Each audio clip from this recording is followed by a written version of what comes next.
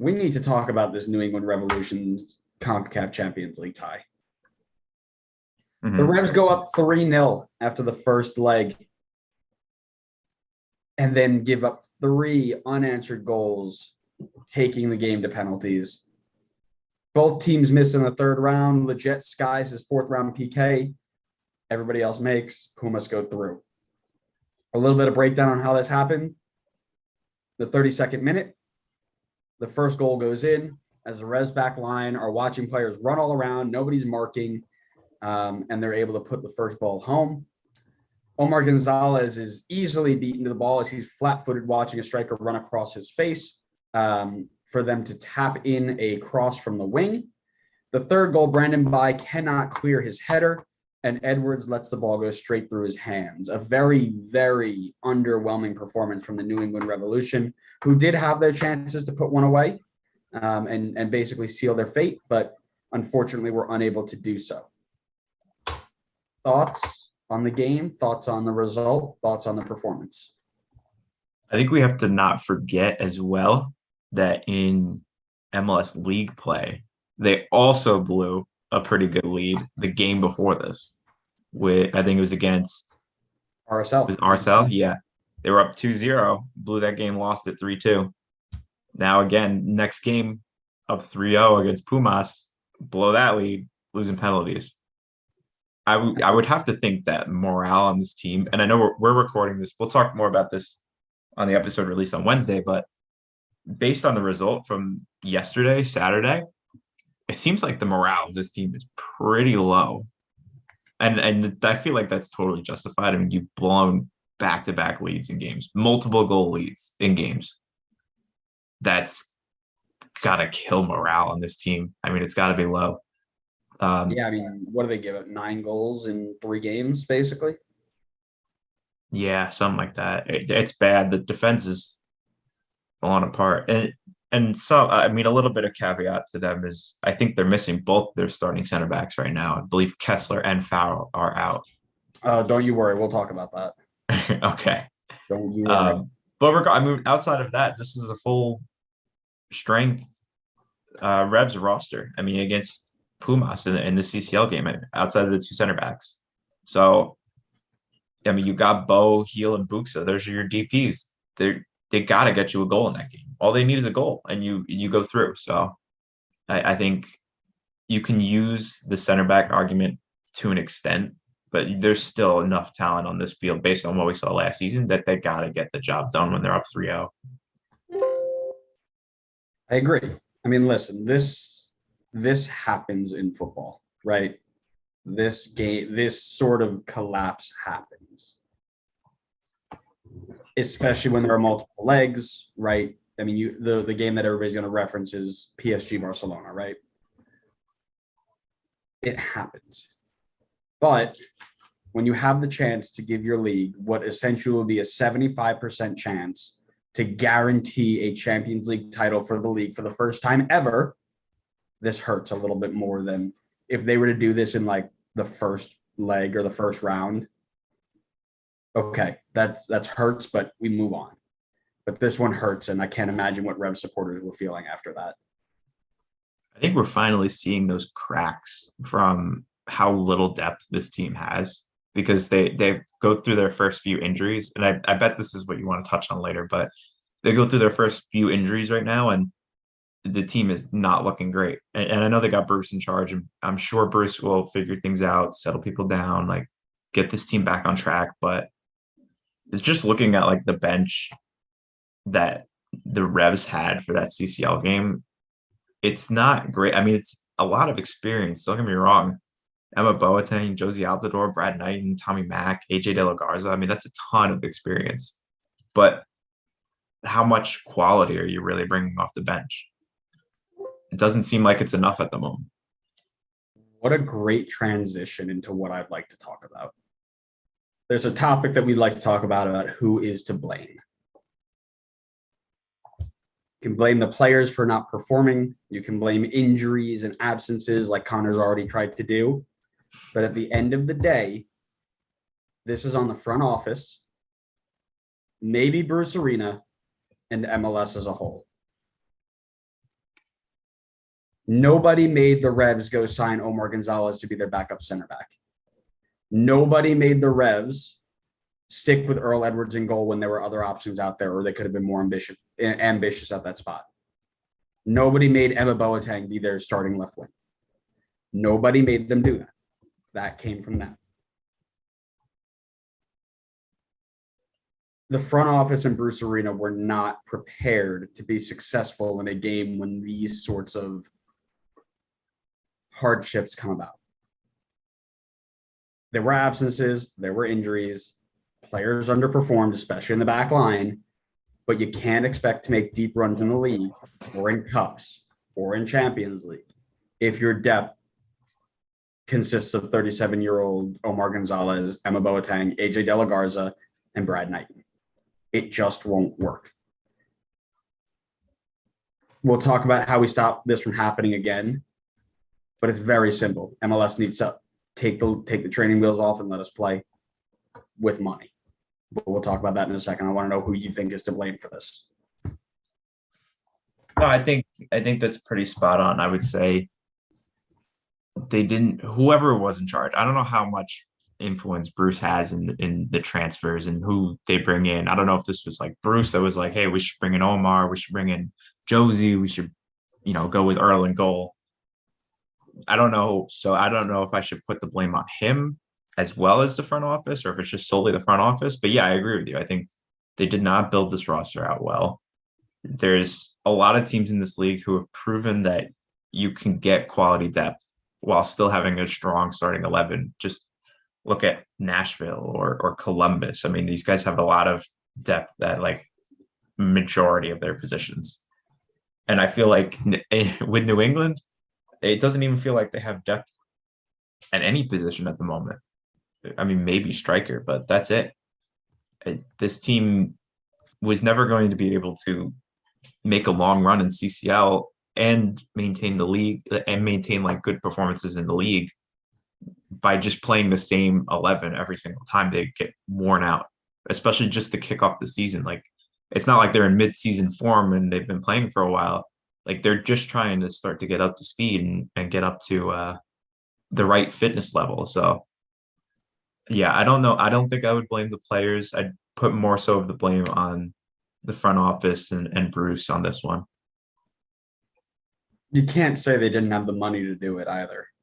No, they just sold Tajon for a bunch of money. Now, the one thing I'm trying to double check before we go into this is, yeah. So, oh man, I hate when I do that. So if you look up MLS rules and regulations about their roster, it is way too freaking long. But here's the deal.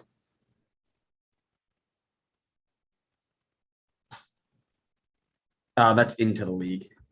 So I was trying to figure out, I remember at least a couple of years ago, if you sold a player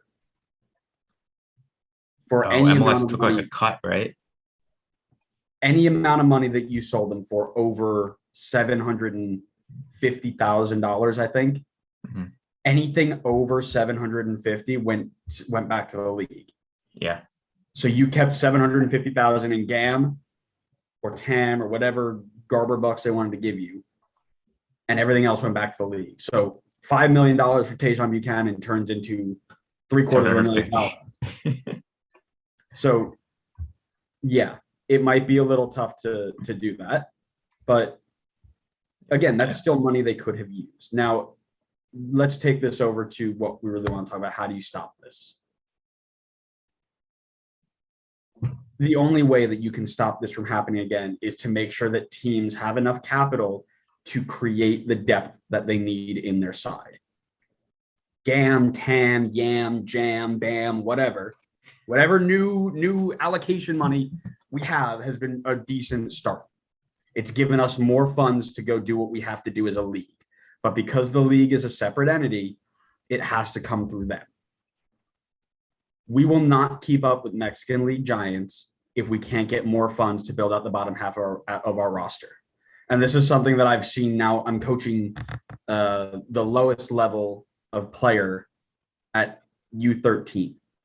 The top 7 players on my team, I can send them to our second team. No problem. They fit in, they play well, not a problem at all.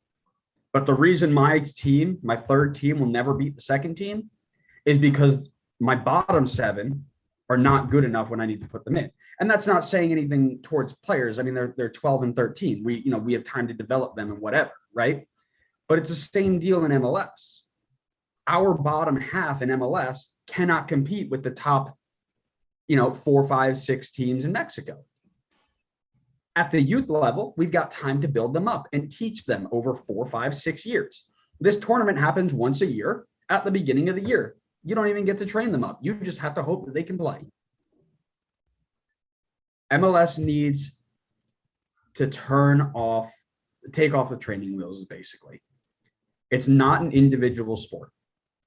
11 players and probably another 11 after that to fill the holes that you need.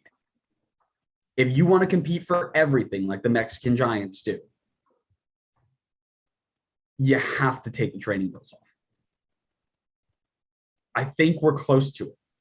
I think we're close to a point where we can say, remove some of these roster regulations, remove some of these roster regulations, remove some of this gam, tam, bam, yam.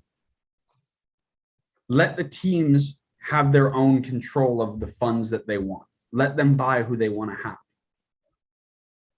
If you win, you get more supporters, you get more respect. But you can't expect results on a shoestring budget. It just doesn't work that way. So, Daddy Donnie Garber, get it going. So I wonder how many people that follow MLS actually really know about CCL. Like, I'd imagine majority of the people that are now newly hopping on the Charlotte bandwagon probably have no idea that CCL exists. So I almost wonder how much more merit and fans would you get if you actually won CCL? Like, if you're invested in the league and you have like a good understanding of how the league operates and you've been following for a little while, you probably know about CCL and would have like a better respect for winning it. But I feel like if you're kind of just supporting the team because it's maybe like the local team and it's just something fun and exciting, you probably don't even know CCL exists or care about it. So I wonder. So here's what I can tell you. I have a friend of mine who came from Venezuela who is a massive Barcelona supporter, and he told me basically verbatim, he won't start taking this league seriously until somebody wins the Champions League, which is a very silly thing to say, but that is what he told me. He goes, I'll start taking the league seriously when somebody can win a Champions League. If you're a league that can't win because somebody else keeps, your next door neighbors keep winning it, then how can you be considered a big league? And he doesn't know the intricacies of how things work and the salary cap. And I could take time to explain it to him all, and that's fine, whatever. But I can guarantee you there are a ton of people here. And granted, that may not mean that we're going to make super fans out of them, sure. But it puts our name on the map, right? Let's go ahead and say Seattle wins it all this year, goes over to the Club World Cup, makes it to the semifinals of the Club World Cup. That's massive. That's the first time an American team will ever be able to do that, right? It's about, to me, it's about growing the game in little circles so that we can grow it in big circles, right? You have to start somewhere. I think if we went to Club World Cup, that'd give them more recognition on a world scale. Right. I still don't think that gives the recognition. I still don't think it would give that much more recognition here in the US, which is where I think we need to put the focus on, because those are the people that are going to come watch the games and have access to the like the TV options to watch the games at home. Like, people around the world probably know the MLS name. Sure, it would give them a better respect that this league isn't a retirement league and that there's actually good talent here. But I mean, for me personally, I'd be more concerned with trying to get the fans more involved here in the US. And I don't think that someone who's like starting to get into it, who was previously like a NFL, MLB, NBA kind of fan knows or cares about CCL. Sure, sure. But I would also weigh in that the NFL, NBA, MLB fans who don't know soccer at all don't know about anything Champions League, right? I think our target demographic shouldn't be NFL, NBA, MLB. It should be Euro snobs who are considering our league less because we don't have a Champions League that we can go and say, okay, this is what we've done. You know, I mean, especially all those Man City fans who probably think they have about 7 Champions League because they just buy all the good players but don't actually watch the games. Sorry, that was an unnecessary shot. Listen, there's only one way we're going to find this out. There's only one way we're going to figure this out. A Twitter poll. Okay, there are 2 ways we can figure this out. We can do a Twitter poll, or we can go ahead and win the damn thing this year and figure out what happens in a year. So come on, Seattle, fight and win. Why not NYC? Not NYC. Their banner might get a little bit bigger. Man, they would win CCL and get a smaller banner next to it. They go from a 15 by 30 poster to like 15 by 35. Oh man, that joke will never get old. Yeah, and then Yankee Stadium will tell them to take it down because the Yankees are playing now. We got to put up our 26 banners. But yeah, only one way we'll really find out is to win the damn thing and see what happens.